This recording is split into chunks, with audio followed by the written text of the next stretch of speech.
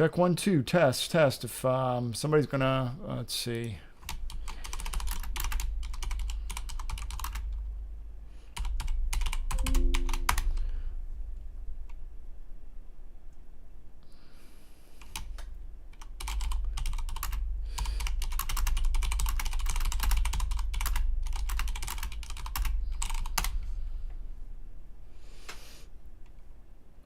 All right. Okay. I'm hoping that this is live. I'm going to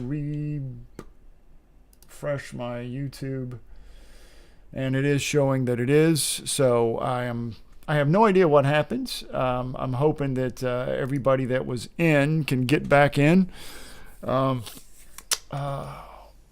Technology is your friend until it just doesn't work or just stops working for no reason. I have no idea what happened. So I'm going to just wait just a minute or two, because I know there were some people that were in, and when the feed went down for whatever reason, it stopped transmitting. Well, I want to give everybody a chance to kind of hopefully log back in or get back into the live stream. So I'm going to just wait just a minute.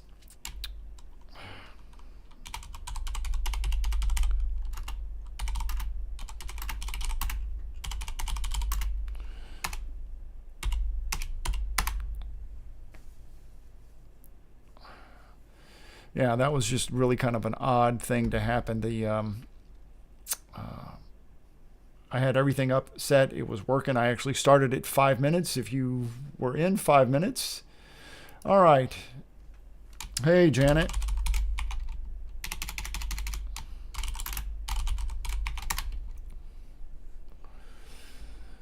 So I'm going to wait just a minute. There was somebody else. There was at least a couple more people. I know Jeff is not going to be able to. He said he'd be able to join maybe later. Let's see who else was there. So it was Janet and David. Is David with you, Janet?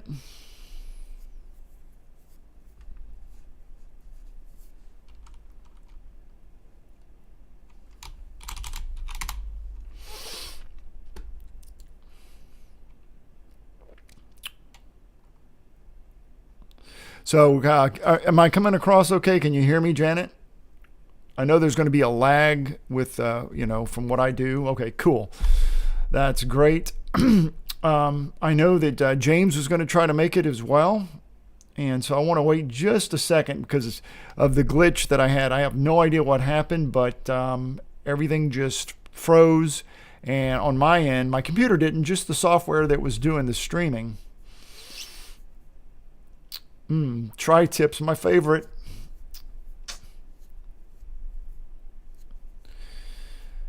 Okay. I'm like I say, we're going to wait just a minute and see if we can get James and maybe Sherry. I know John probably will not participate. He was, not being a photographer and being a painter. And then there was, and Jeff. And Jeff had already sent me an email saying that he had something come up and he might be able to join later. The good news is that anybody that missed this is going to be able to watch it at a later time, because it's should be recording right now, and then I'll be able to kind of edit it a little bit, I hope, and then put it on the YouTube channel and just after we're all done.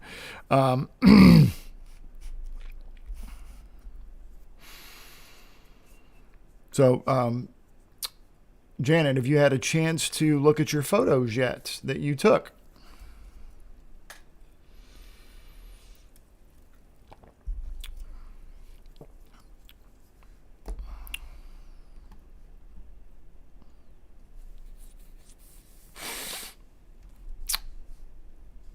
Let's see.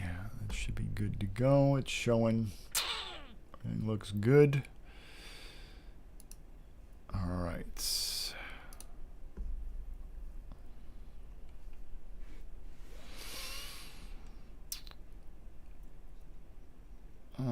Do. Oh.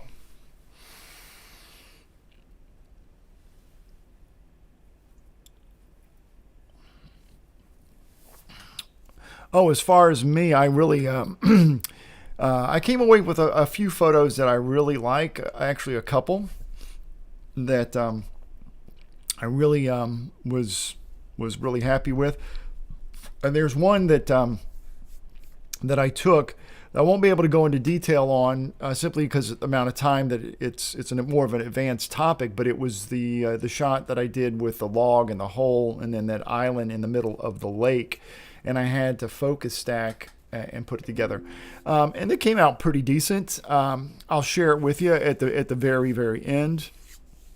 But what we're going to do is, since we're almost at a quarter till, we're going to go ahead and get started. So again, this is not going to be a Lightroom tutorial. I'm not going to be teaching you how to use Lightroom, just some basic stuff as I go through and how I approach editing my images. So I've already kind of culled everything down, and I've got my images here in the film strip down here at the very bottom left of the ones that we're going to be looking at. And my first image was a pano that I did. It was a 4-shot pano, and this is the raw file after it was stitched together. Okay, and in order to make a pano is really simple in Lightroom. I selected the 4 images, and you just right click and you say photo merge panorama, and then Lightroom's going to come up and it'll give you a little preview. And then you just basically say merge, and then it will create this image here. And it's pretty flat because it's a raw file, and because the light was flat, we had there's no dynamic light that we had that day. So we have to kind of create some depth and a little bit of something to go with it. And your eyes, when you're looking at a photograph, eyes are drawn, and the human eye looks for the brightest part of the image. It looks for saturation and contrast. And so we kind of need to introduce some of that because it's such a flat, it's just very, very dull and flat. But the first thing we're going to do is we're going to crop this image. So I really think this would be, obviously since I shot it as a pano, I'm going to crop it to a 2x6. And I really like that format. It's a pretty standard format. And then I'm going to just take and bring it in like this. And I want the tallest part of the tree to be in the very center of my photograph, because I think that triangle peak that the tree line was making, that was one of the things that attracted me to that opposite bank, was that the snow falling in front of it, a little bit of red that was in the trees, and then those logs in the foreground I thought would be really nice. Obviously, we want to crop out as much of that dead space at the bottom, and the sky was obviously not a lot going on there either. So we're going to kind of move this around like that, and already I think that's a lot better. Now, when we zoom in to 100%, you'll see all the snow that was falling. This is not, I had some shots, the snow was falling so hard that day that it was just, you couldn't even tell there were trees behind it. So we had to wait, you had to wait to get your best, the best possible shot. Okay. So the next thing I would do with this image is we're going to go through just the basic panel. Again, these are my standard procedures for editing my images. So before we go into the basic panel, some things that I already have my computer to set when it imports the photos is it automatically goes into lens corrections, and it does it. It already did it when it was these single shots, but when I make the DNG, when I made the pano, it did not. But we're going to make sure that we enable chromatic aberration removal, remove chromatic aberration, and enable lens profile corrections. We'll always make sure that that's checked.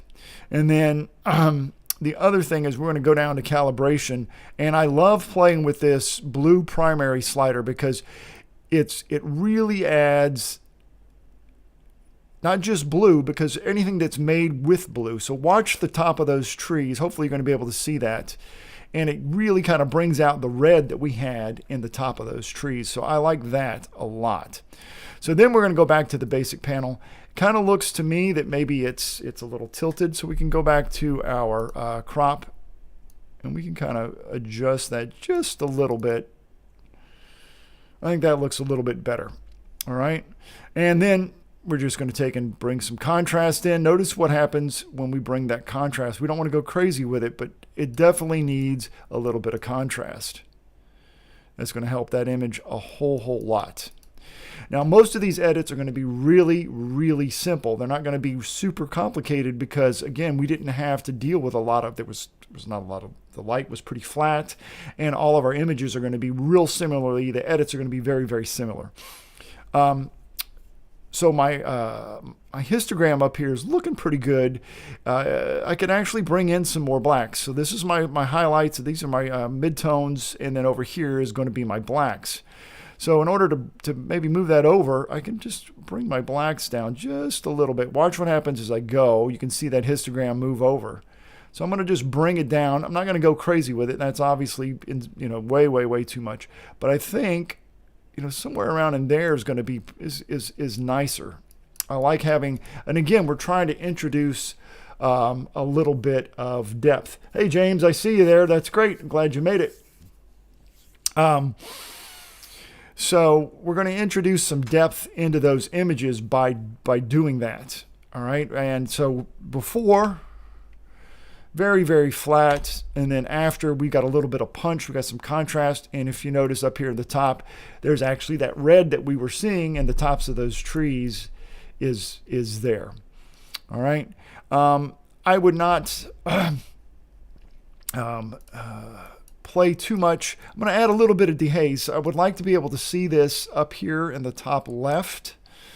And in order to do that, we're going to go here to the masking area, and I'm going to just grab a radial gradient, and I'm going to make my photograph smaller. And I'm going to bring in this radial gradient over here, and then I'm going to go into presence, and I'm going to take this dehaze, and I'm going to just bring it just a little bit, because what I'm trying to do is, again, I'm trying to create a little bit of depth in the image because that sky was just so white. And so by using the dehaze, you can watch these trees in the background that was behind that grove. Again, that's too much.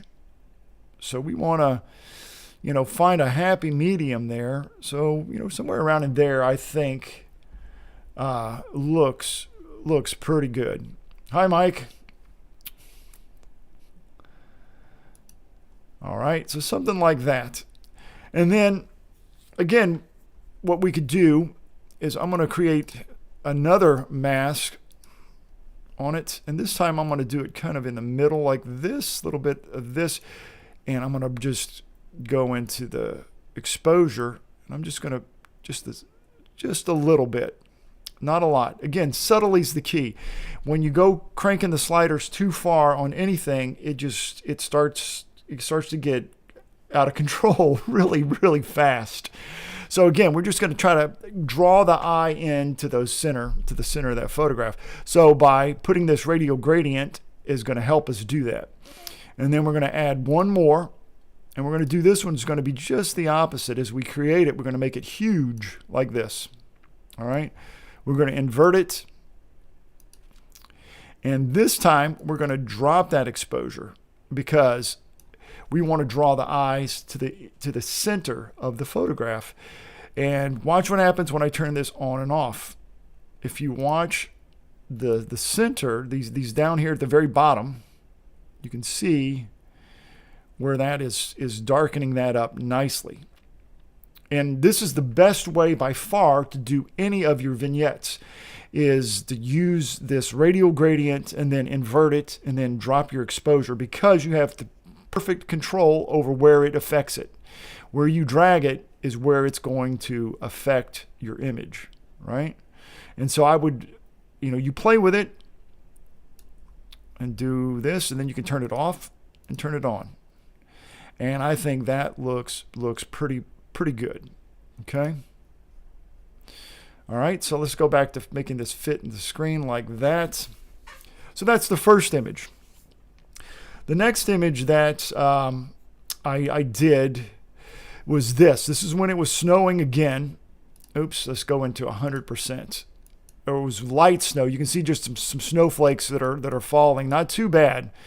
And the thing that attracted me to this shot was there's a lot of repeating patterns here. You've got the island, and then you've got these shadows of the bank of the on the lake that are repeating, and we can easily bring those out. And so again, the first thing we want to do is we're going to go down here and make sure chromatic aberration enable profile corrections is on.